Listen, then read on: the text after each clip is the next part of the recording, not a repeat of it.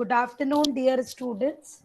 I welcome Mr. Robert Menezes from all the way Singapore today to deliver a very important and useful session to all of you on the topic of crack the interview, break the myth.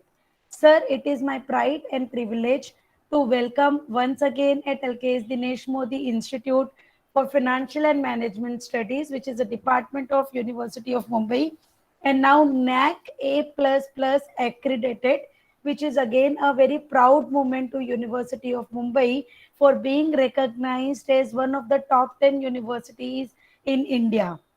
So this is a very pride for us. And today the topic on which sir is going to talk to all of the students, I'm sure is going to be useful, not in terms of just cracking the interview, but also breaking the myth which many students and employers has in their mind while taking the interview of the freshers.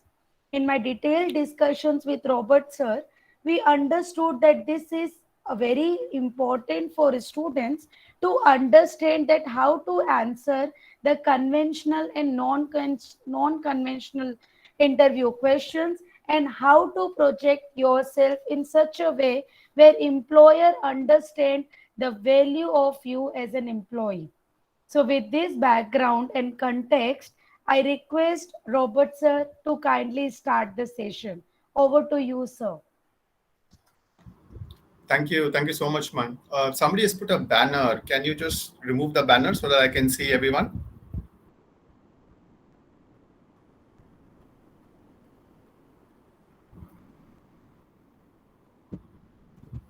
Oh, great.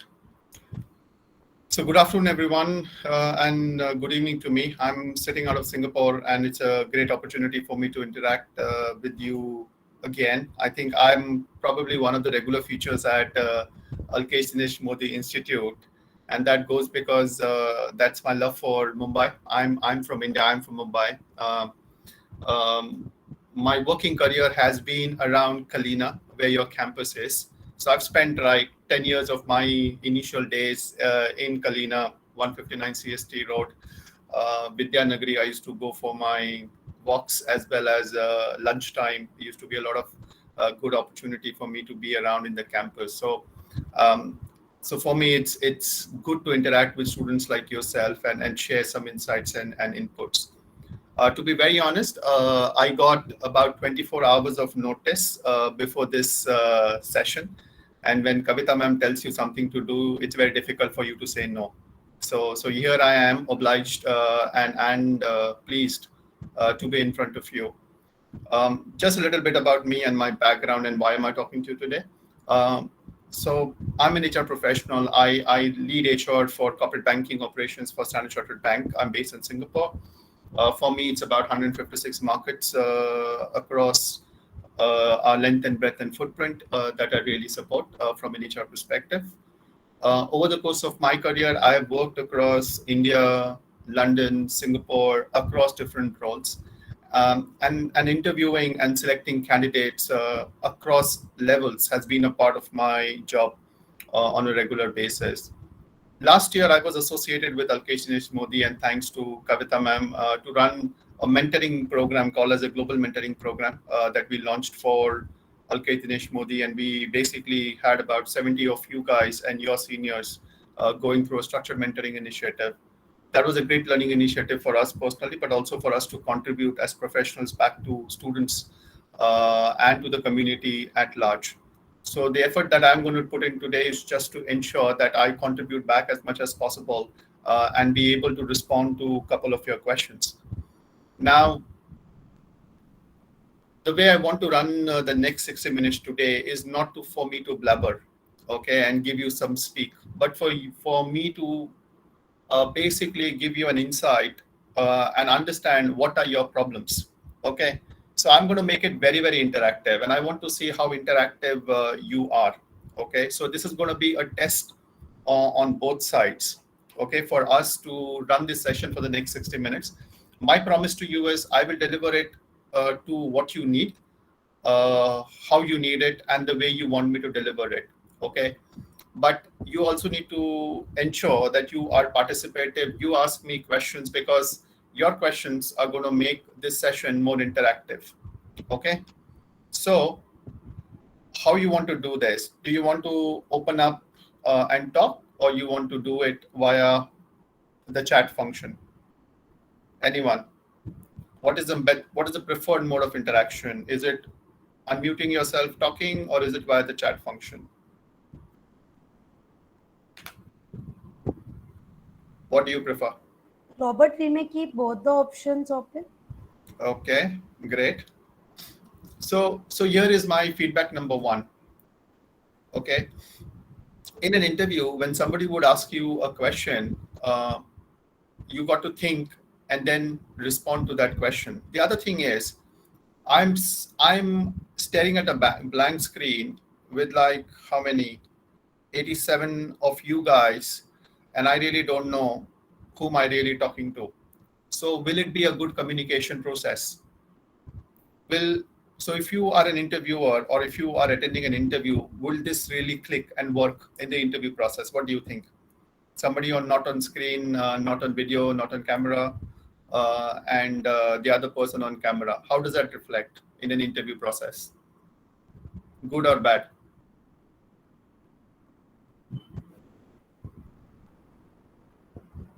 Bad. Okay, people are typing bad. So what is the next step that you should do?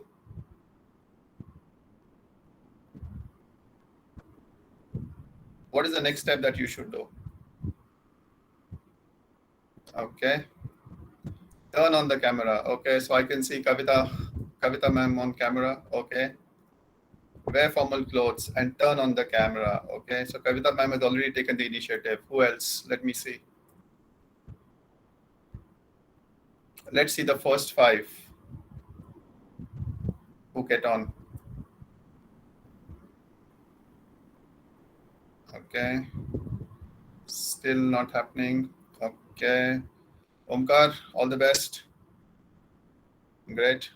Thank you, sir. Okay. Tejas, I can see you there. Okay. Somebody is walking. No problem. Okay. Dhanika. Okay. Okay. People are also leaving the session, which is also a good sign. Okay. So let me give you feedback one-on-one. So the feedback here is that you have committed yourself to a session. Okay. You knew the time, you knew who's going to talk, and you also knew what is the subject of this discussion, right? So what was your responsibility? So your responsibility was to be at a place where you're prepared to participate in the session, where you have no outside interference, but you will be in a position to respond, react, and have a meaningful conversation. So imagine if you are sitting in an interview where you are not in an atmosphere where you are not able to respond or talk freely, what would happen? So you would be restricted, right? You will be thinking about something else rather than of the interview. You're thinking about, अच्छा अभी बाजू में कोई बैठा है, कोई सुनेगा, okay, वो क्या बोल रहा है? So your mind is diverted. Whereas me as an interviewer, so when I'm preparing for this session, I got 24 hours of notice.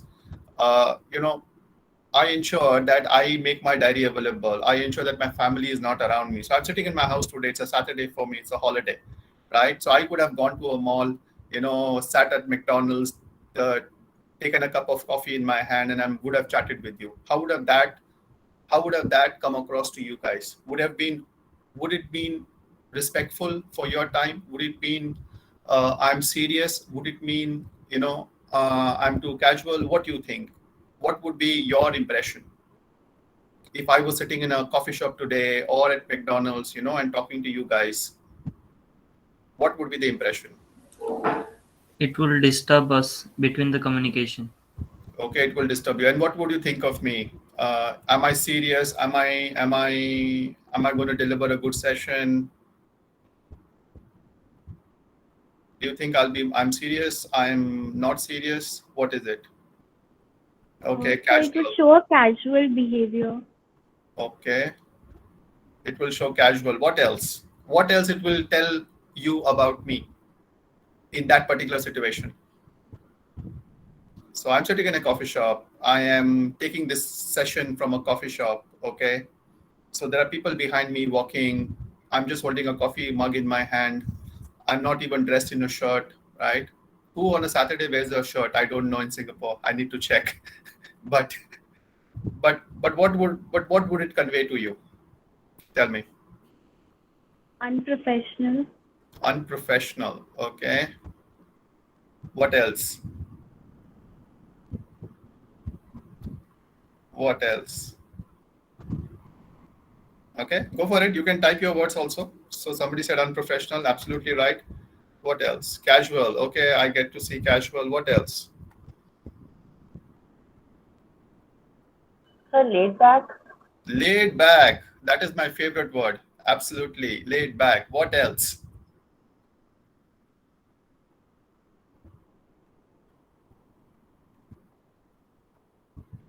Okay, one more word. Come on. Unprofessional, laid back, casual. What else?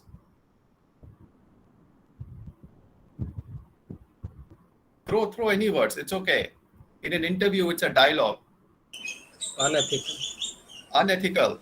Okay, not aligned with deliverables of the topic. So look, I've not even started talking, and people have made a judgment that unprofessional, casual, unethical, not aligned to deliverables and topic. Now that could be you in an interview. So before the interview starts, the interviewer may have made a view about you. Now, do you think the interview will go well or the interview will go bad? Will you get the job? Will you not get the job? It Sir, will create an Yeah, Ruchita, go for it. yes, sir. It will create a negative impression, and obviously, it will affect that person's mindset that maybe you're not right for the job because Okay. Yep. So negative impression. Absolutely. Beauty, you were saying something. yeah, I was saying the same thing. It will create a bad impression, negative impression.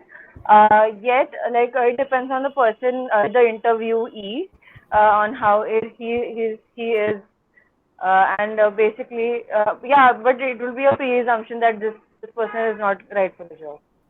So statistics tells me, there is statistics, okay? Evidence will tell you that 80% of the time this happens.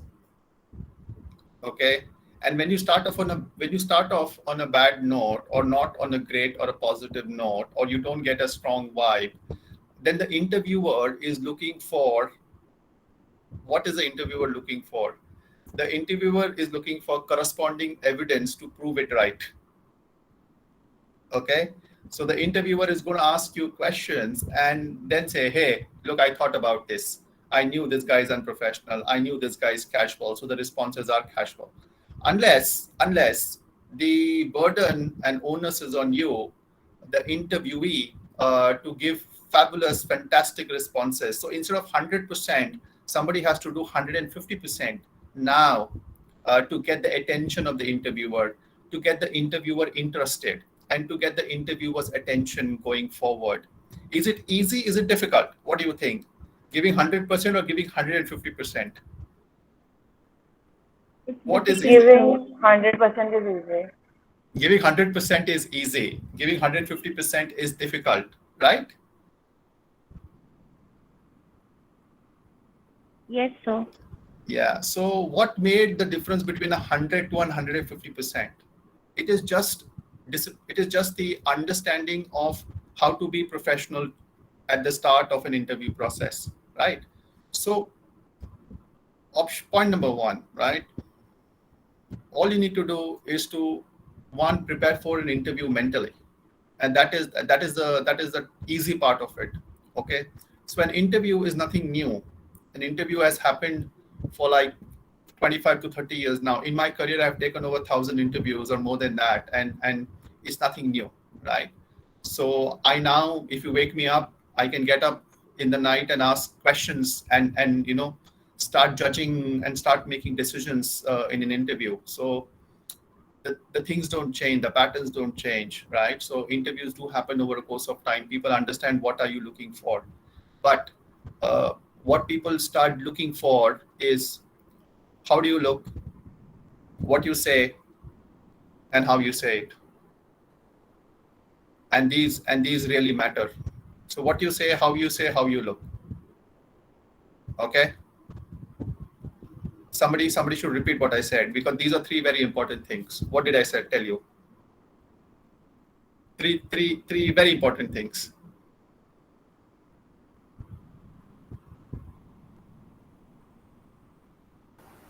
How you look, what you said, and how you said it. Okay. So what you say, okay, what you say, how you look, and how you say, right?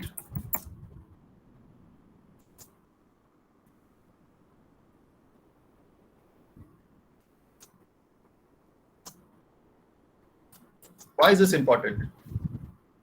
What you say, how you look, how you say it. Why is this important? Is it really important? How you look? Yes, sir. Because that's the first impression that you will showcase to the interviewer. Okay, so the word you're using is impression. Okay. What else? What else? From impressions, what do you make? From an impression, Judgment. what do you make? Absolutely. Assumption. My favorite word. Assumption, judgment, Perception. perception. Now you guys are liking it. Okay, what else? Right? And based on assumptions, perceptions, etc., what do you make? Decisions. What? Decisions, sir. Absolutely. And what do you want? You want a very positive decision, or you want a very negative decision, or a not so great decision? Very Positive decision. Point. Okay, fine. So did you get it? What you say, how you look. Am I clear on those three fundamental points with all of you? Yes, sir. Yes, sir. Sir. Yeah. What you say, how you look. Is that relevant, or am I bluffing? Let's take a poll. On the chat, let's take a poll. Is it relevant, or am I bluffing? Yes, no. Relevant. Okay. Very relevant. Relevant. Okay. So people find it is relevant. So what have I done now in this? So in this conversation, what have I done? So when I've asked you, tell me relevant, not relevant, what have I done?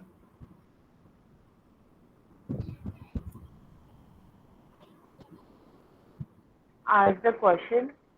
Okay. Okay. What else?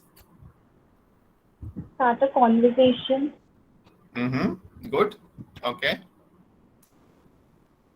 What else? Think from an interview perspective. Yes, absolutely. Feedback. Think from an interview perspective. In an interview, I asked you a question, right? And I gave you a concept, right? On that concept, I also gave you application of that concept, right? So when I told you what you say, how you look, how you do, I gave you application of the context. Then I made it relevant to each and every one of you. And then I really asked for a feedback. Hey, did it really resonate with you or not? So so on a scale of 1 to 10, how would you rate this? If this was a question and this was a response, would you get 1 or would you get 10? 1 is the lowest, 10 is the highest.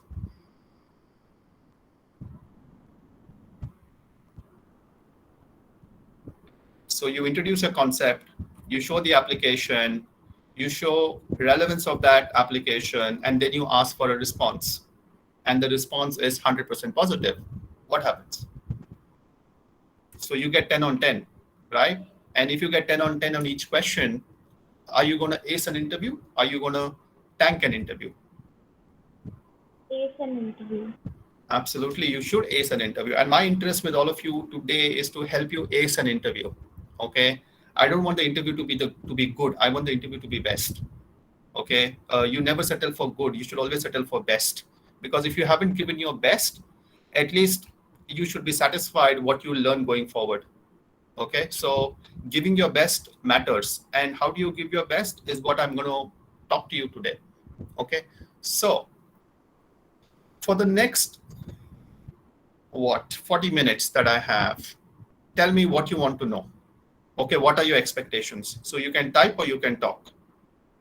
What are your expectations? Kavita ma'am has put up a topic called as crack the interview. Okay, crack the interview.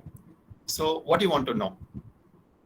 What is your top questions or things that you really want to understand from me today? So you can type your objectives, what you want to understand, and I will ensure that I answer each and every one of it. Okay, tell me.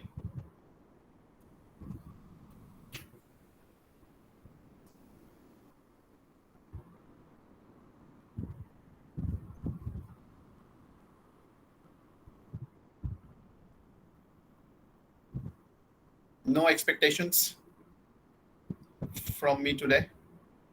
Tell me about yourself apart from resume.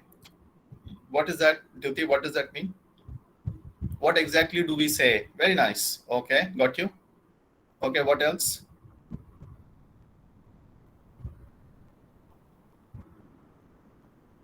Kavita ma'am told me that you have already started your campus placement process, and some of you have already attended interviews. What are the tips on mental preparation before an interview? Okay, how to answer a question in an interview for which you are unprepared? Okay, that's a myth. You're always prepared. What are the expectations of interviewer from freshers? Okay, very nice. Okay, I want 5 people who have attended an interview recently. 5 people who have attended an interview recently. Who has attended an interview recently? So there is Dhuti who has raised her hand. Who else? Okay. Who else has attended an interview? Okay, Dhuti, let me start from you. All I want to know is, tell me the first question you were asked in an interview. Sir, it was walk me through your resume. Come again? It was walk me through your resume. Okay, basically tell me about yourself. Yeah. Okay. Anybody else who attended an interview? Anybody else? So only Dhuti has attended an interview. Nobody else has attended an interview? Not a single interview? Not even your summer placements interview? So may I? Yeah, Ruchita. First question you were asked in an interview. So tell me about yourself. Tell me about yourself. Very good. Who else? Who else attended an interview? Come on, this has to be very quick, yeah? Hi, hello, sir. Yeah, same question was asked to me as well. Same question was asked to you as well. Okay. Who else? Shri Hari is saying same question. Tell me about yourself. Okay. So do you see a pattern? The first question always is, tell me about yourself, right? And in English, there is a very easy thing called as elevator pitch. Have you heard of an elevator pitch? Yes, sir. It's a 10-second review of yourself, like what exactly you are. Okay. So tell me, an elevator pitch, is this question, so in cricket, since it is T20 now, right? So in T20, if a batsman gets a full toss, okay? If a batsman gets a full toss, whether he is number 1 batsman or number 10 batsman, what will the batsman do? He will get out, he will get caught, or he will hit a 6? He will try to hit. He will try to hit. Will he end up being out, or he'll get a 6? If you get a full toss. Possibility. Possibility of a 6. Yes. Right? So imagine I'm telling you, as a bowler, I go and tell the batsman, hey, my next ball is going to be a full toss. It is going to be a length full toss on your right side. So now, what is the possibility? Is it a High chance of getting 6. Still, it is a chance, or it is a certainty Chance, of sir. hitting? He will take the chance, sir, He will take the chance. of hitting a boundary. Yeah. No, will he hit a boundary, or will he hit, or will he get out? He will hit a boundary. He will hit a Definitely he boundary. will hit a boundary. Definitely, he will hit a boundary. Why? Why will he definitely hit a boundary? He is mentally prepared for it. He is mentally prepared for it. The bowler has told him that he's going to bowl a 6. Now the interviewer is telling you, I'm going to ask you a question. Tell me about yourself.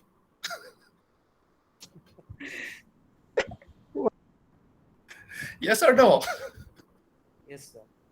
Yes, sir. So Yes, sir. it's a full toss. Why aren't we hitting a 6?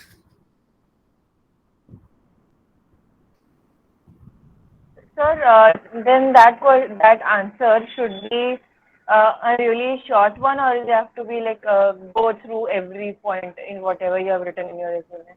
Very good. So now you are asking me a very good question. Okay. And I like this. So the point is that you have to prepare your elevator pitch. Elevator pitch. So every interview starts with tell me about yourself, right? Your elevator pitch has to be about 90 seconds, 1.5 minutes. Okay. So it is not big. It is not less. It is 1.5 minutes. And what you cover in an elevator pitch is very important. Okay. So in an elevator pitch, what you really cover is what is the interviewer looking for? The interviewer is looking for a role fit, right? And the interviewer is looking for a cultural fit. So you talk about what are your skills and capabilities, and you talk about what are your values, what are your strengths. That's it. Those are the two most important things the person is looking for. And the third thing, if you want to add, is about your achievements. But don't tell them that I got a first rank in an essay competition in my school. I went into a chess competition, or I was playing gully cricket, or I was doing that. If your achievements are really significant, like I was an athlete in something, like I'm a gold medalist of something, makes a lot of sense. But without that, it's okay. So talk about 90 seconds. These 90 seconds are really important. So what you include on those 90 seconds matters a lot. So I'm a bowler. I'm telling you that I'm going to give you a full toss like 2 months before time, and you have to prepare for 90 seconds. So what does it mean now? Would you ace that question? Would you hit a 6, or would you get caught? It is it. Hit a 6. So this question was available to you right from your summer internship till now. 90 seconds is all what you wanted to deliver of your resume of yourself. And you had like 2-3 months to prepare. You should be able to hit a 6, isn't it? Yes, sir. Yes, sir. Yeah. And how would you do that? How will you hit a 6?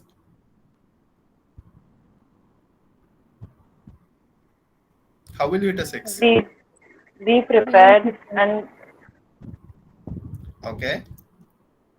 and tell the most significant and the recent achievements of yourself. Absolutely. So look, even a batsman, even a gully cricketer cannot go and hit a 6. Okay. If an international bowler comes to bowl, even if the international bowler bowls a full toss and tells a gully cricketer, hey, I'm going to give you a full toss, you hit a 6. It's very difficult for a gully cricketer to go and hit a 6. It's because he's not prepared. The level of expectation is very different. So hence, you also need to prepare yourself pretty much well. So when I went for my interview, I knew I'm going to get asked this question. Hey, tell me about yourself. And that is my full toss. I have like 3 months to prepare for that question. I basically wrote down 20, 30, 40 lines, and I refined by 90 seconds. Then I would ask the interviewer, hey, do you really want more information? And the interviewer says yes. Then I prepare my next 60 seconds. Then I again ask the interviewer, is there something more in detail that you would want me to tell? And the interviewer says yes. Again 60 seconds. So 90, 60, 60, right? You just break down the information in packets, right?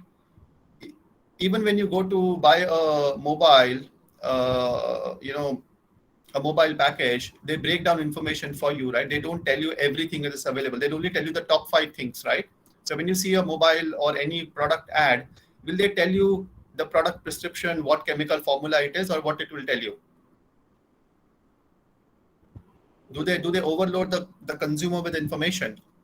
What do they do? No, sir. No, sir. So imagine Cipla is marketing Tylenol to you. Do you know what is Tylenol? Anybody knows what is Tylenol? This is the number 1 drug in the world today. Okay, it's the number 1 drug in the world today. Now, when they're marketing Tylenol, what they're going to tell you? They're going to tell you what it is for, right? It's going to tell you the condition. They're not going to tell you the chemical formula. They're not going to tell you the manufacturing process. They're not going to tell you, how much of patients died because of it and how much of patients recovered because of it. They're going to tell you the top 3 things that are very important for you to know. Yes? Yes, Yes. sir.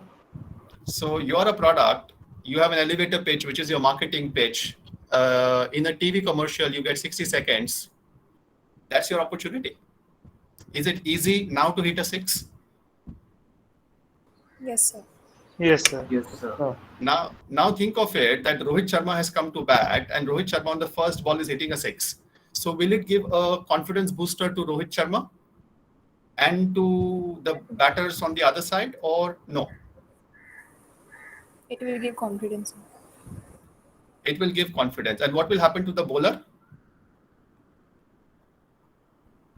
He'll be demotivated. Yeah, now the bowler is thinking, what will Rohit Sharma do next? Right? But if I'm the interviewer, I'm very happy. Why? I'm like a selector, right? I'm a selector sitting there on the sidelines and watching. Wow, first ball 6. What more do you ask for? And you are a definite selection to the Indian team as you go forward. So clearly, number 1 question in an interview is, tell me about yourself. You have to hit a 6. Now tell me how much time does an interview last? How much time does an interview last? 10 to 15 minutes. 10 to 15 minutes. Okay, that's a very short interview. Sir. Okay, Half an hour, 45 minutes. half an hour to 45 minutes. Okay, what else? How much time does an interview last? Okay, we have 95 people on this call. I'm hearing very few people talking. So come on. How much time does an interview last? Somebody is saying 10 to 15 minutes. Somebody is saying 35 to 40 minutes. How much? How much does an interview last? 15 to 20 minutes. 15 to 20 minutes. Okay. Okay. Anybody else? 5 So minutes. it is not Wow. specific. Interview won't be for 5 minutes, right? So I think any interview would generally tend to be from 25 to 45 to an hour. Okay. It depends on the interest level of the interviewer. So if your interview is getting over early, then probably the interviewer has made an impression pretty quickly. Okay. And most interviewers, if they have to interview like 20, 25 candidates, they're not going to spend time on candidates whom they believe is not going to go forward. So they're going to wrap up the interview quickly and they go move on to the next candidate. So hence, that is where the first ball becomes very important. If you don't hit the first ball to the 6, your interview will wrap up pretty quickly. Why? Because the next ball is going to be pretty yorker and the interviewer is going to know that, look, it's not going to go forward, right? So imagine, Rohit Sharma gets a first ball and at the first ball, he just pads it. The next ball is going to be very difficult because now the bowler knows that Rohit Sharma is now in a difficult position and you need to play it well. So it's going to be a yorker. So typically any interview is going to land in between 25 to 45 minutes, typically in a campus situation, and it might go higher depending on how many candidates the interviewer has to do. Okay. But if it is wrapping up early, probably your first ball is not a 6. Okay. In an interview, how many questions you get normally asked? How many questions you get normally asked? Come again? That depends on you, like how That much you depends answer. on me. Okay.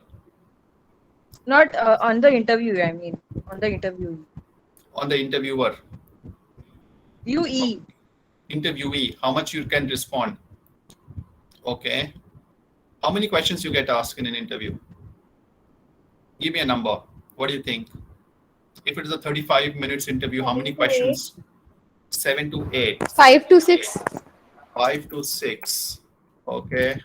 What else? How many? Go for it. 4 to 5. Okay. 10. Okay.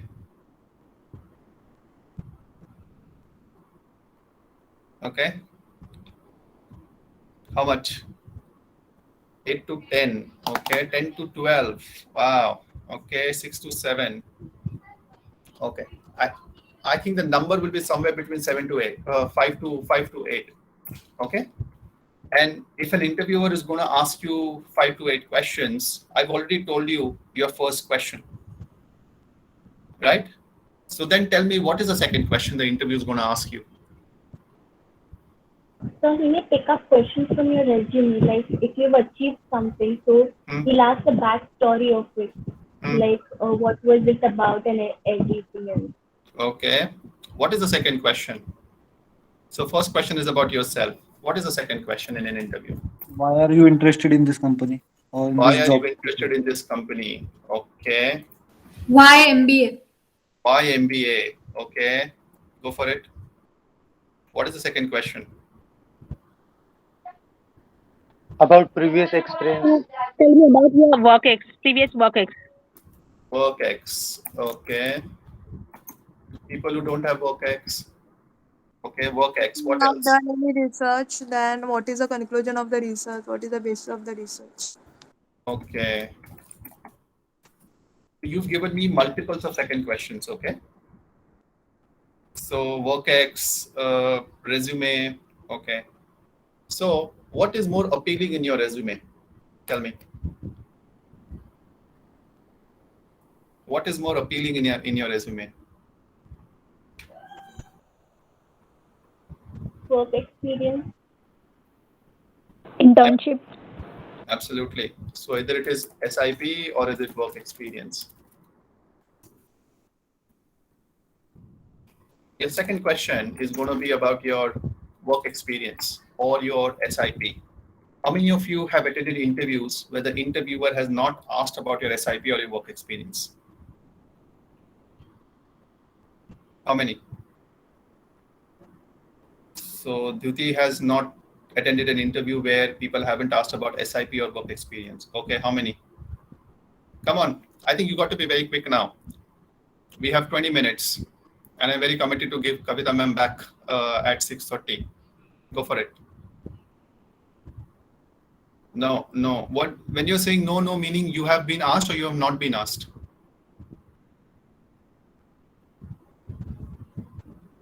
We have been asked. You have been asked. So look, now the second ball is a full toss. Correct? The first ball I told you the second ball also. So you know the two balls, they're going to come to you. One is about your, yes, Mahesh?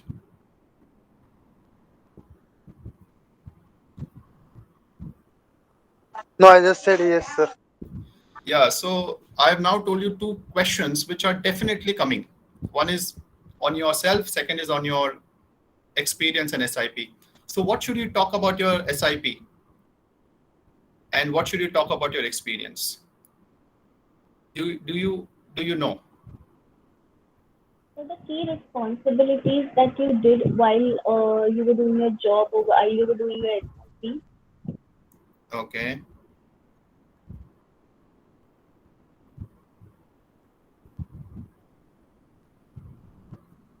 Okay. Connect your job with your working profile. Okay. A significant advancement in the job during the duration of the job. Okay. So learning out of it, I mean, what all things you learn new while you're on job experience. Okay. So the challenges that we face in the job and how did we overcome it? Very nice. So basically, Sir, which new skills and softwares we have learned in your previous job? very nice. Okay. So look, you have all the responses. Okay. So if I'm an interviewer, I'm basically looking for what were you accountable and responsible for? What was actually you accountable and responsible for? Many people give a very bold or probably a general statement. And the word should be, I was responsible for this. I was accountable for this. And should be broad 3 points. 1, 2, 3. That's it. Right? What did you deliver? And what were your achievements? What did you learn?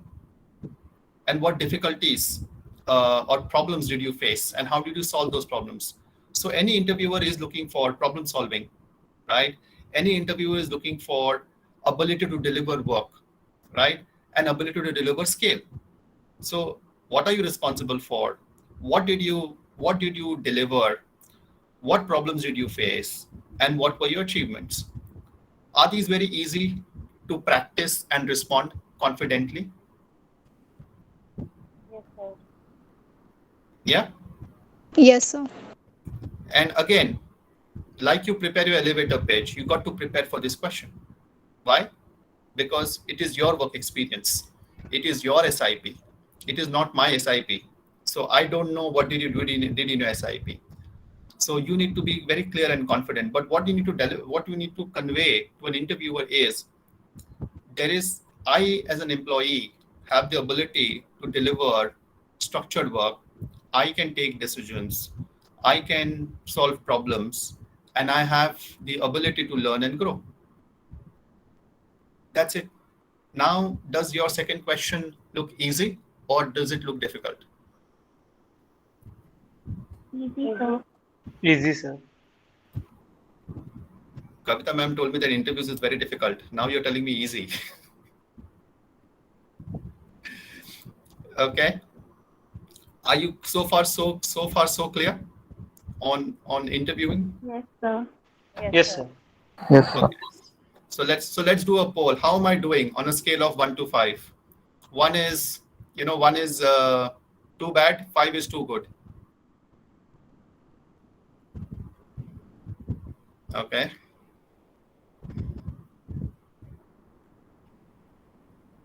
Kavita ma'am, I need to get paid in dollars. Sir, I will try to write to the university. Okay. So let's come to this. So come to your third question. Sorry, Dhruti, you raised your hand. Tell me, you have a question? Yes, sir. Yes, sir. I have a question. You said the elevator pitch should be 90 seconds, correct? Yeah. But in this 90 seconds, we will be covering our job as well. Am I right? Job experience, whatever, SIP and SIP. and Okay. my SIP. I will covering my job experience as well if I have. So wouldn't it be like repetitive?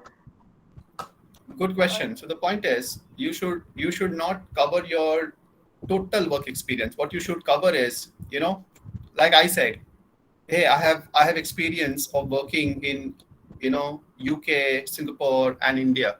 I didn't say what I did in UK, Singapore, and India. Okay, got it. Okay. Yeah. So Right. I would have given you like 70 lines about myself, and I would have occupied like 25 minutes just telling you how good and great I am. But that's not relevant to the interviewer, isn't it? Yes. Okay, sir. Yeah. Okay. So as I told you, 5 to 8 questions, and I'm going to tell you all the questions in front. Okay. So what's the third question an interviewer is going to ask about? So first question was about yourself. Second question is about your job, work experience, and SIP. What is the third question? Any guesses? Why should we hire you? Why should we hire you? Okay. What next? So your What do hobbies, you know about The job experience. Come again? your hobbies, Hobbies. Okay. Sir, what do you know about our company? What do you know about your company? Okay. Skills and certifications. So the job role that you offered, they can ask Correct. you about that. I'm here to select you for a role. Till now, I have not asked you about the job. Yes. So the next two questions are about the job. And that is very simple to respond. Is it very simple to respond about the job? So if I'm offering you a role of a business analyst, okay, say a Kotak Mahindra is offering you a role of a business analyst, the next two questions are going to be about the job. Why? The next two questions are going to be about the job.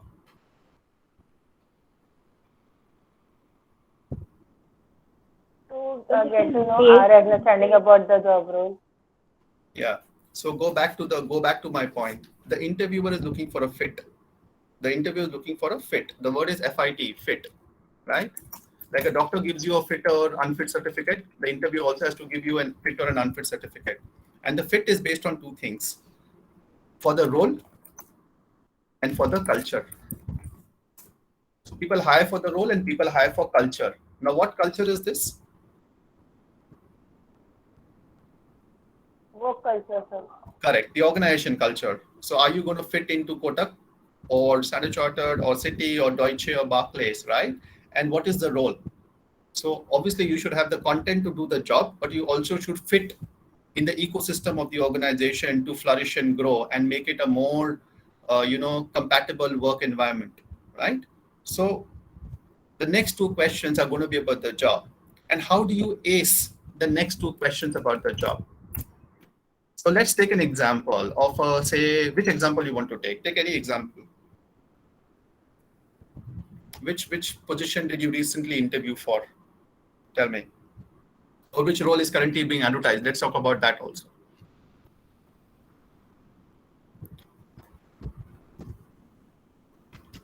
Which example you want to take? Business analyst. A business analyst. Global servicing, client servicing. Okay. Preeti, I like you a lot. Let's do global client servicing. Okay.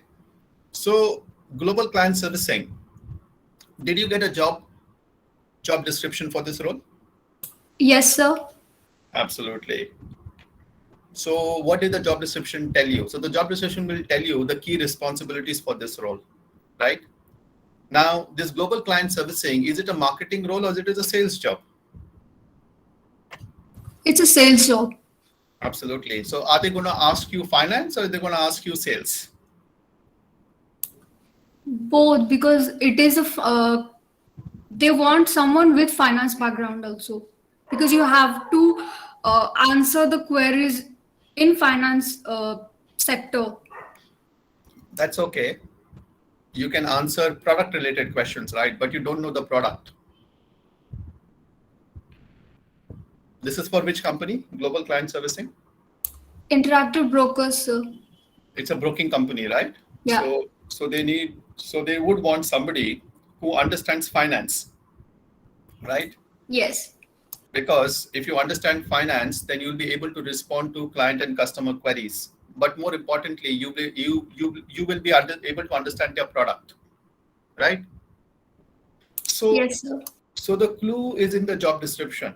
In the job description, they're going to ask you subject matter questions. And subject matter questions is not about what do you know about asset management, but the question is, what do you know about problem solving? What do you know about client servicing? What do you know about finance? So imagine you want a job of a product manager, but you don't know anything to do with branding and marketing. Are you gonna ace an interview? Are you not gonna ace an interview? Not ace an interview. Correct. So the thing is, it's not that you should know the entire book. Okay. You should know. It's not about knowing the entire book. When I studied HR, I graduated from TISS, right? From Mumbai. I studied a lot of different subjects, but it's not that I memorized all the books. What I memorized was probably 7 to 10 things which were very relevant. Okay. And apart from that, it was all about understanding of the concept.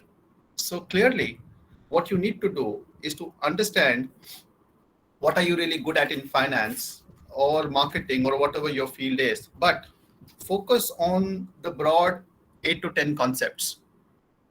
What you really need is 8 to 10 concepts or 8 to 12 concepts, whatever the number of concepts you have. But clearly, think of that concept from a job perspective.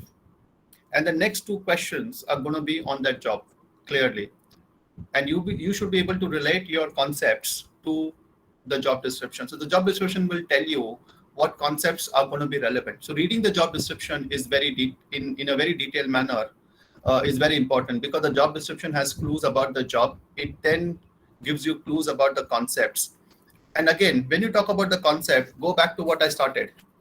I told you, you look at the concept, meaning content, you look at the application of it, and then you look at implementation of it. That's clear. Again, stick to my 90 seconds to 2 minutes rule, because after that you need to ask the interviewer, does he really need more information? And if the information he wants more, then you provide more information. And that's the trick of the trade, right? So concept, application, and then how do you make it contextual to the organization?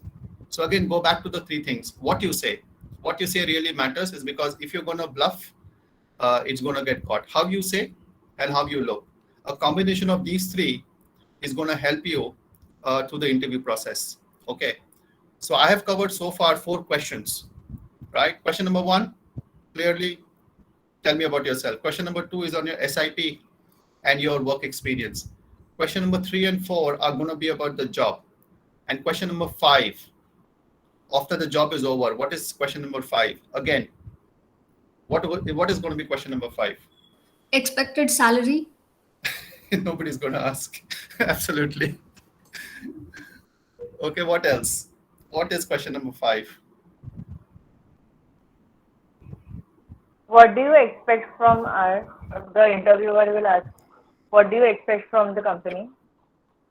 Yeah, do you have any questions for me, etc.? Okay, I think question number 5 is basically going to be about aspirations. Okay, it's going to be checking on aspirations and culture.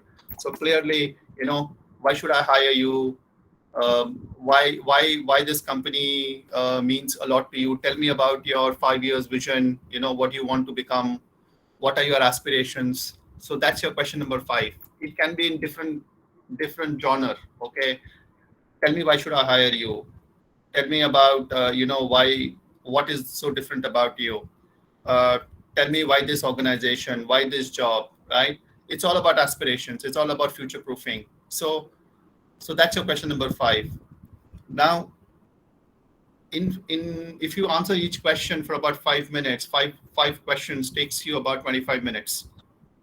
Okay, and at the end of 25 minutes, the interviewer is going to tell me something that you want to know about me, if you have any questions about me, etc. And if you have 7 or 8 questions, the more questions are going to be of the job, or the more questions are going to be about your work experience. But it is in the context of the role. Okay, so these are fundamentally the rules in which you basically clear an interview. And I've told you all the 6 full tosses that you will get at any point in time. I'm cognizant that we have 3 minutes on the call. So questions?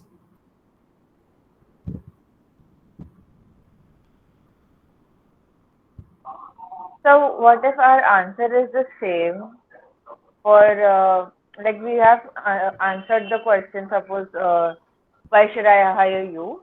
And tell me why this company, suppose our answer is supposed to be, suppose it is the same. So what do I do in that case? Like it is coming repetitive out of me. Yeah, so if it is coming repetitive out of you, you need to spend time and think, what more can you say? So now you know these 2 questions.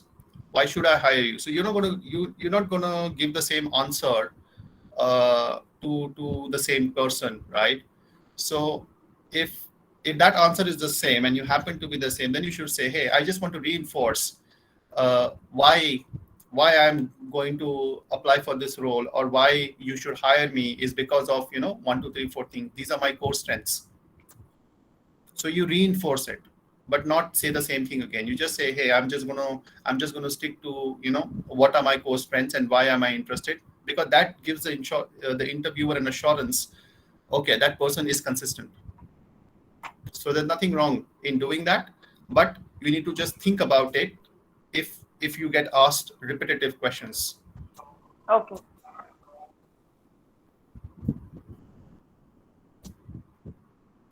Jigar. Yes, Jigar. Yes, sir. Sir, I have a question. Can you please suggest 3 things based on which a company hires a fresher in case of an experienced person? Means could be the 3 criterias based on which the company might hire a fresher. They were looking for an experienced person, but they hire a fresher instead. Okay. So look, there is a fine line between experience and fresher. Okay, because an experienced person was also a fresher at some point in time. And if a company is coming on campus, then the company is basically coming to hire people with fresher. Okay. So why would a company hire you? The company would hire you because of the fit. So as long as you tell the company clearly, why are you a fit? Again, how you say, how you look, what you say, that matters. So a person with experience, what is the advantage of the person with experience? The advantage of the person with experience is that the person has worked in corporate life. The initial shock of working in a corporate is not going to be too high, because when I started doing my job for the first time, entering into a corporate life is very different. Okay, it is not college. It is not college. You just get evaluated on every day-to-day basis. You get feedback then and there. In this conversation of 1 hour, a guy like me has asked you 4 times, right? How did you rate this conversation for 60 minutes? I'm not required to do that, but this is corporate life. You get evaluated at any point in time. So clearly, fresher or experience, it only means how are you able to present your candidature. If companies coming on campus, they are looking for people with a fresh perspective. They're looking for people who could be moldable, people who are flexible, people who are creative, right? So again, concept, application, and ingenuity, which is all about how do you apply stuff in real life. Thank you, sir. Okay. Can you give some tips to get connected them with corporate? Sorry, I didn't get. Sir, because many of the students are on LinkedIn and sometimes they find it very difficult to communicate to the HR. So can you just give them some tips that how they should be able to build up their rapport and ask them for recommendation also in case if there is a requirement into the respective organization or they built up their rapport with them? Yeah. So look, I hope now I'm clear. Yeah, yes, ma'am. Thank you. So look, I think on LinkedIn is a mass communication and connection tool. So you got to use it very, very wisely. So every person today gets a lot of, LinkedIn invites. Now, remember this thing, friends are few, acquaintances are many. Okay. So on LinkedIn, you're not a friend, you're an acquaintance, you're a professional connect. So imagine if I'm getting like 70, 80, 90, after every webinar that I deliver, I get around 40 to 50 LinkedIn invites, right? So the scale of LinkedIn invites is high. So all you should do is basically be respectful to the other person. So the way to connect on LinkedIn clearly is to say, hey, introduce yourself. People just send an invite and then remain silent. Or people send an invite and the person connects, then the person says, hey, I'm looking for a job. Now the thing is, if you're looking for a job, you can always apply to the company's website. You can always apply to the company's, career website. Sending a personal message on LinkedIn is not going to increase your chances. But however, what you should do is say, hey, I've applied for the role in your organization. These are the set of things I wanted to get more understanding about. Can you help? Right? So if you're very specific, very clear, 99% of the time you will get a response. Most of the time people just say, I'm looking for a job, and that's it. Then the person response will be, hey, apply to the careers website. Because imagine, I have got like hundreds of such requests, etc. coming in.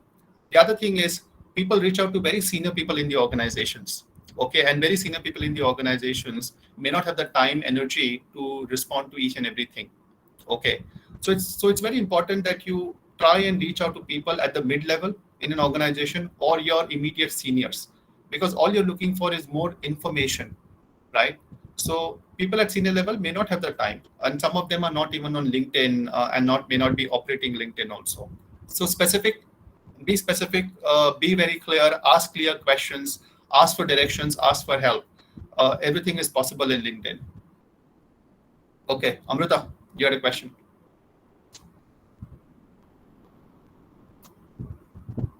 Hello, sir. I want to ask one question.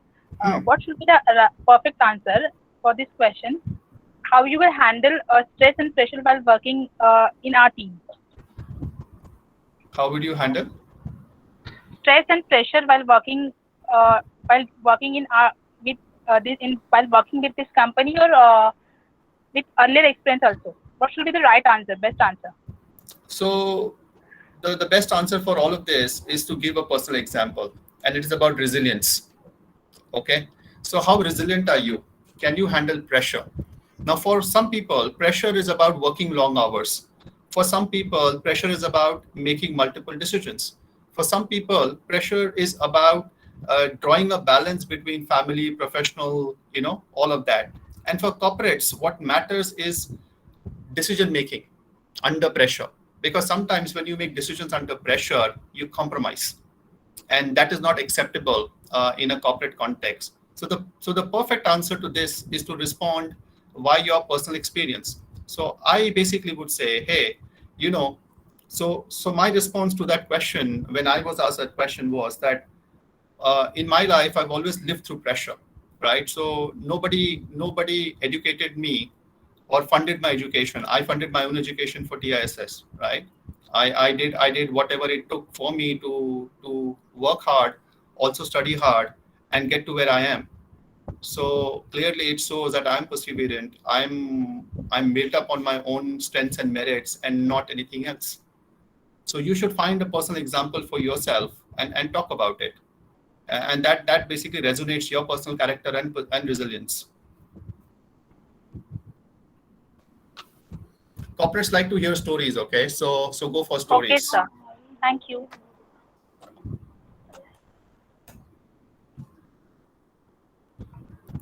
Preeti.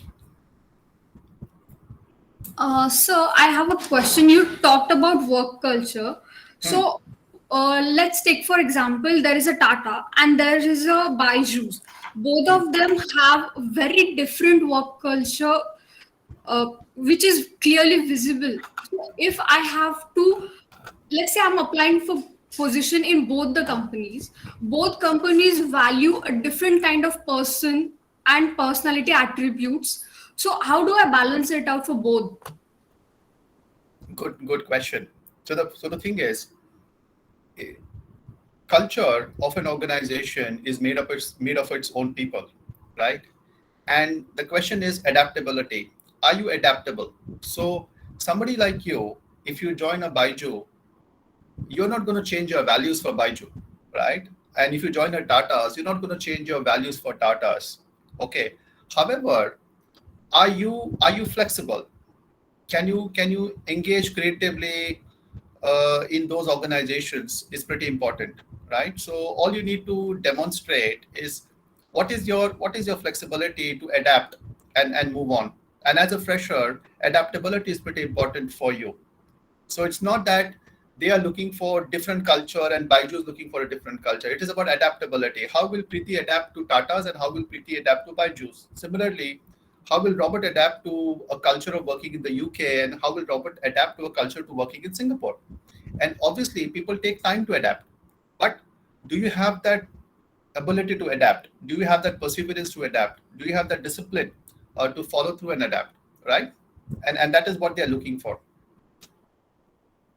Okay, sir. Thank you.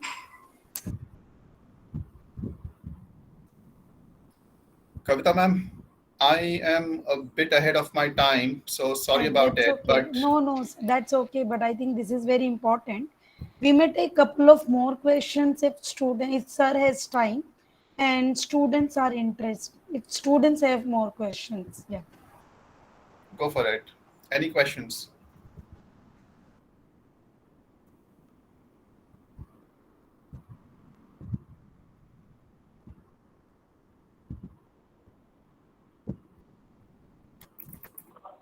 Sir? Yeah.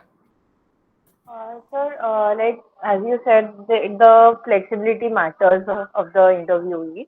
But if a person has 3 to 5 years of experience already, so like he is less flexible as compared to a fresher, right? Because a fresher can be moldable by the company, and he doesn't know anything, so he is pretty quick to grasp and everything, and a experienced person would be like, oh, I am used to this, I'm used to that. So so the company should prefer freshers over experienced persons, correct? Not really. So I think it's about maturity. A person with experience comes with a bit more maturity. Okay. And it is not about flexibility, adaptability, because spending 3 years doesn't make you inflexible. Okay. Obviously, if you're doing so, again, experience also means, is it 1 into 3 or is it 3 into 3 different years? So I might be a processor and I might be doing the same job for 3 years, right? So my experience is 1 year multiplied by 3 years. So experience is about the type of work you've done, the kind of work you've done over a period of time. But what experience gets you is maturity. It basically gives you an upswing in terms of making decisions, in terms of understanding corporate life, in terms of adjusting. So does it really make you more adaptable? The answer is yes, it makes you more adaptable. Does it make you flexible? That's a very different question.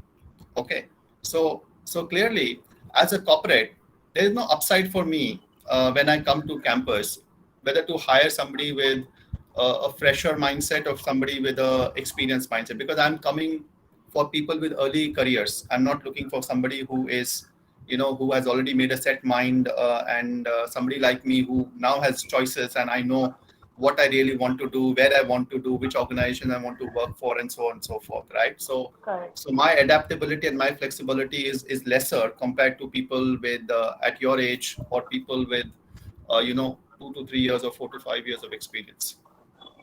All right. Okay, sir. Thank you so much. Can you tell the difference between online and offline interview? Okay. This is a very important question. Tell me the difference between an online and an offline interview. I think the difference between an online and an offline interview is just the mode. I'm seeing you on a screen versus I'm seeing you in a person. Okay. So as corporates, am I really used to online? The answer is yes, because I've worked in India and I used to have teams who were based in Chennai, Ahmedabad, Bangalore, etc. And we used to do video conferencing most of the time. Our team meetings were on video conferencing. I worked in a global organization, so I already have people who worked in different parts of the country, right? So, or different parts of the world. So we were already doing video interviewing, etc. What has happened is doing work over video is more different now. Okay, so that is the only change. And then my employer trusting me that I'm sitting at home and doing my work. It's like Kavita madam is trusting you guys that, hey, whatever you are learning, you're practicing, you're doing your studies regularly when you're not in school or campus, right? So that's the only difference. Now, between an online and an offline interview, it is more about how you come across in an offline interview, because many people don't take offline interviews seriously. Okay, in an online interview, in a online interview, many people don't take it seriously. In an offline interview, you are bound to dress up well. You're bound to wear a tie. You're bound to groom yourself and present yourself with that, right? In an online interview, it's a bit more challenging because it is dependent on a lot of factors.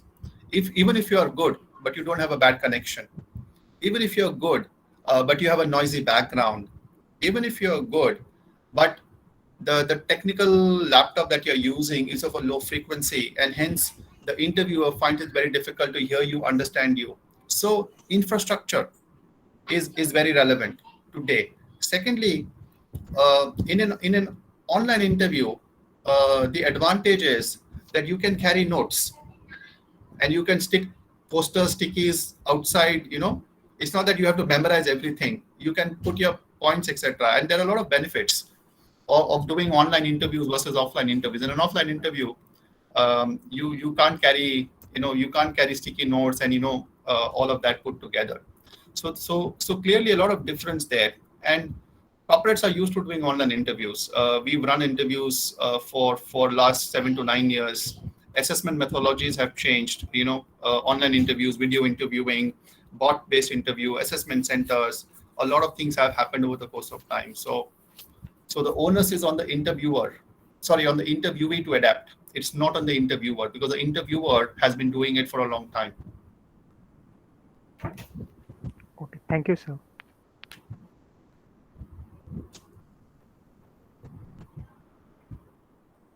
Okay. Any more? Robert, sometimes students ask for the feedback from the interviewer. Do you think is it a good practice from students' end to ask the feedback in Absolutely. the exit time? Yeah. Absolutely.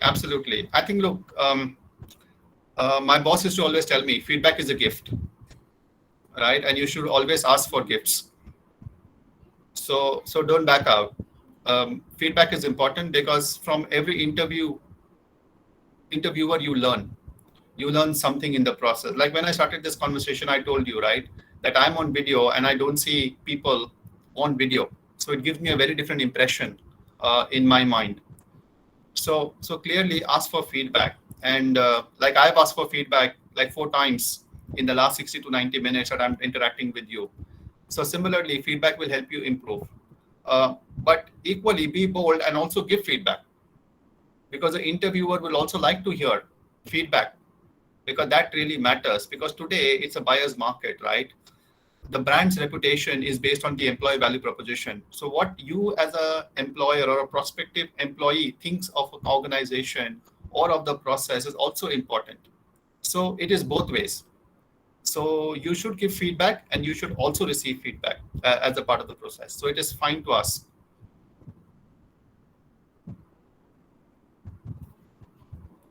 Kinjal. Yes. Yes, sir. Hello. Sir, I wanted to ask that a lot of times the interviewers ask, what would you do differently had you got a chance to do the same thing again? So what are the kind of answers are they looking for? Because a lot of times we tend to start thinking of the technical things that we could do differently. But here, are they evaluating us on our attitude or the actual thing that we would want to do differently? Very, very nice question. Have you played video games? Yes, sir. Okay, tell me your favorite video game. So as a child, I don't even remember the name. Yeah, so I remember a game I used to play called as Super Mario. Yeah, Have you- actually, yes. Yes. Yeah, so remember the joystick, etc., right? So in Super Mario, what used to happen is, you get hit by a turtle, you die. You fall into a pit, you die. So what do you do the next time? Once you know that there is a turtle, that turtle is going to touch you, you're going to die. Then you're going to fall into a pit, you're going to die. The next time, what happens? Do you get hit by the same turtle, or you jump the pit and you go forward? What happens? Yeah, we improve the strategy, jump and go Absolutely. ahead. Yeah. Absolutely. So that is what really matters. So what a corporate is looking from you is hindsight, retrospective. So in hindsight, if you know of something, what would you do to improve going forward, right? And that learning is pretty important, because today, if you go and ask somebody, hey, did you fail at doing something? Many people will put up their hands and say, hey, I failed, right? So retrospectives are pretty important. And what a corporate is looking for is, have you reflected on what you did? So many a times when we do a project, we just celebrate what success we achieved in the project. We don't go back and say, hey, how could I have done it better? What aspects of the project, if we could improve further, will do well? Have you ever done that for the project that you've already done? No, right? So clearly in a corporate life, it's pretty important that, if you've done something, you do a retrospective on that. So what they're looking for is wisdom at the end of the day. Did you gain something? Did you learn something? And how did you apply that learning? It is not the technicalities of it. It is more the application of behaviors. It is more a learning mindset. It is more around, continuous improvement. Okay, noted, sir. Thank you. Yeah. So the funny thing is, the world has made progress is because many people have improved a lot of things, right? So if you remember mobile phones, they used to be like 4 kgs of weight, and suddenly today a mobile phone is as small as a coin. Why? Because people have improved over a period of time. So clearly. Yes, Shreya. Yes, sir. I have a question. Sometimes interviewer ask some situational questions, and we all know they are spontaneous, right? So for us, they are very spontaneous, and sometimes at that moment we couldn't recollect any answer, like the best answer. So how to deal with those questions? You should always prepare. The point is, from an interviewer's perspective, it is situational, right? From your perspective, I always told you that you're going to get asked questions about the job. You're going to ask questions about your SIP. You're going to get asked questions about, tell me about yourself, about your aspirations. So if you have prepared these answers, they should come to you spontaneously. So the thing is, what is your biggest achievement? What did you learn from your failure? What did you do well in your SIP? What could you do better, right? So these are questions which you already know. All you need to do is prepare and probably think of which is the best question to give this answer. It is the other way around. It is not the first way around. Unless somebody was going to ask you, hey, in 2024, who's going to be the Prime Minister of India? Now, that's a very different question, but I don't think any interviewer is interested in knowing politics. Yes, sir. Thank you. Yeah, so you got to pre-plan. You got to pre-plan your question. You got to pre-plan the questions. And then you need to think of your 10 best responses. And then you need to think of which question matches the best response. It's like in school, right? You used to do match the following. So sometimes you need to do match the following in an interview. Okay, so thank you.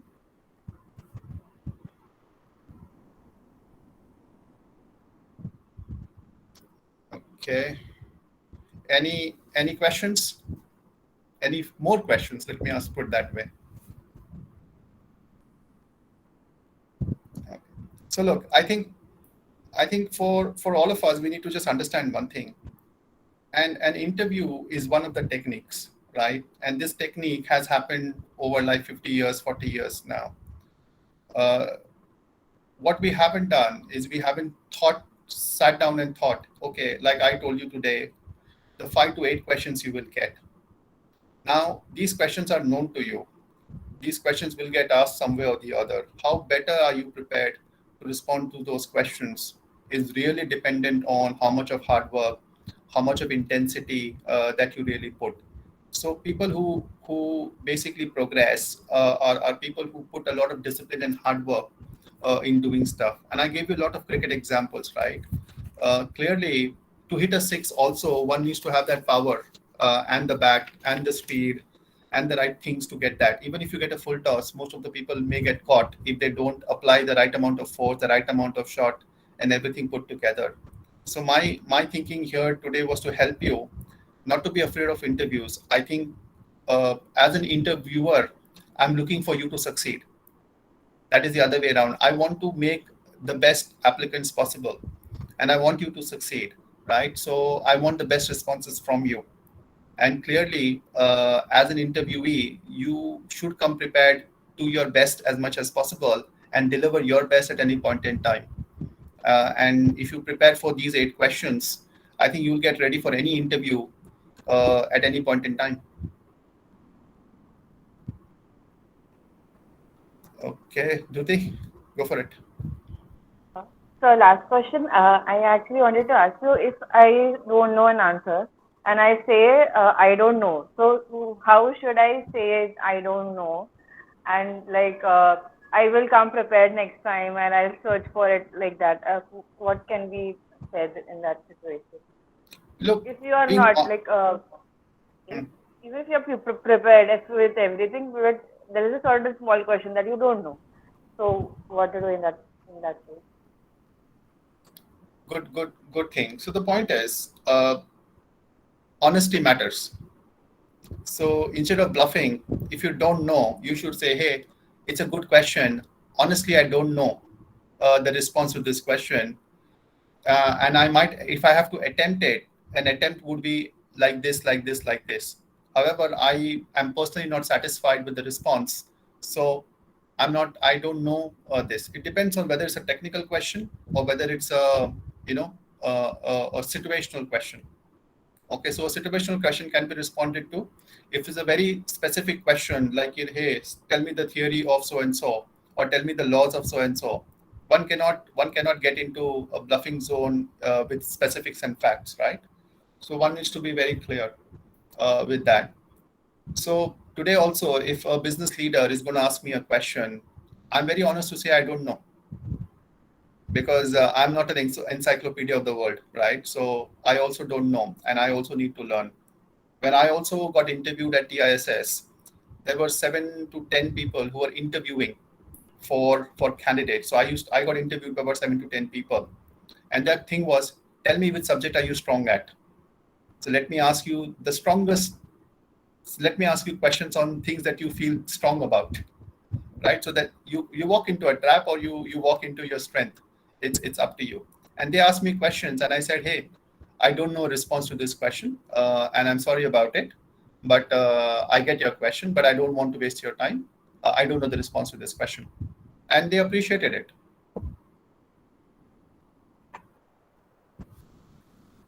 Okay, sir. Thank you so much. Are there any more questions, guys? Okay, then, ma'am, with your permission, shall I propose the vote of thanks? Yes, Preeti. Yeah. Thank you, ma'am. First of all, Robert sir, thanks a lot for your time, because you have given us a lot of clarity on how we should approach the interviews with your 8-question,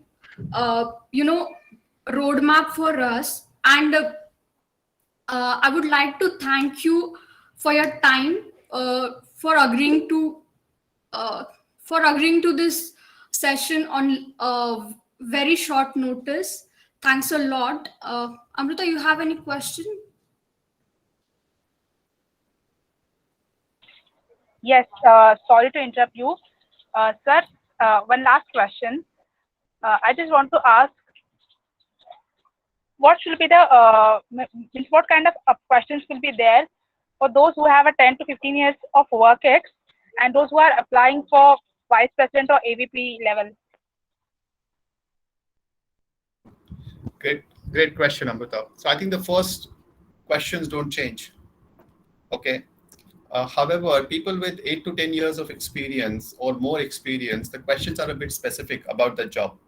The questions get a bit more specific about emerging thinking in that specific field. Okay.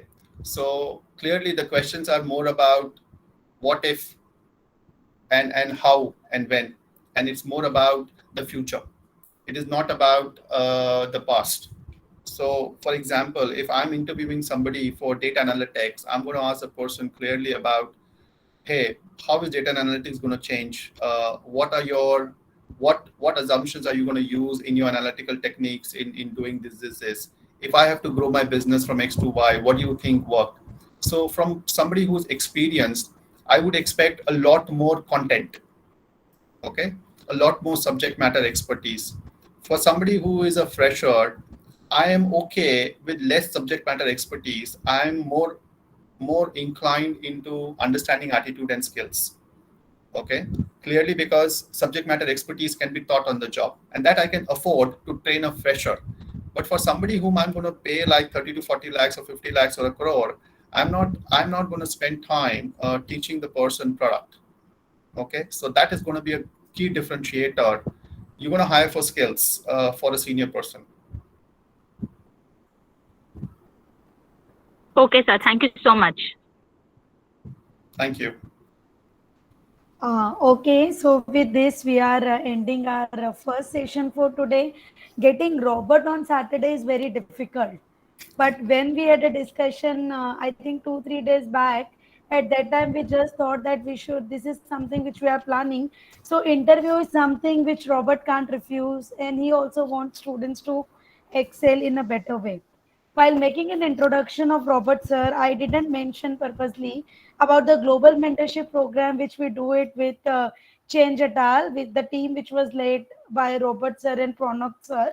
And this was one of the fantastic initiative of the Institute Placement Cell, where we connected your last batchmates with the 17 global mentors across the globe, and they helped students to carve out their career interest in such a way which will help them a good age in the upcoming times. So it was one of the wonderful initiative, also appreciated by the University of Mumbai, and we look forward for same collaborations in our upcoming times also, sir.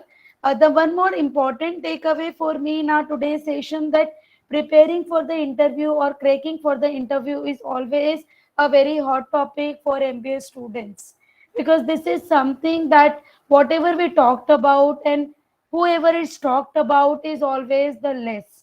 But what makes your interview cracked in a very nicely and effective way, which Roberts has also said, that your perseverance and your consistency, your consistent approach. So you can't prepare your interview in just one day. You need to be consistent. You need to keep on thinking about the subjects and about the questions which may come before you, and accordingly you need to be tackled the easy interview or the difficult interview, whatever you may see after facing the interview. So this is how we should break the myth and crack the interview. And thank you once again, Robert sir, for joining us on Saturday from Singapore and helping students to get the important answers of, according to them, the difficult questions. So with this, we end our first session. I request all the students to kindly on your video for a group photo with Robert sir. Then we may declare the end of this session. Thank you so much, and it's indeed a pleasure to come and talk to all of you guys. And as I said, you can't say no to Kavita ma'am. When she calls you, you have to come yourself and be present. So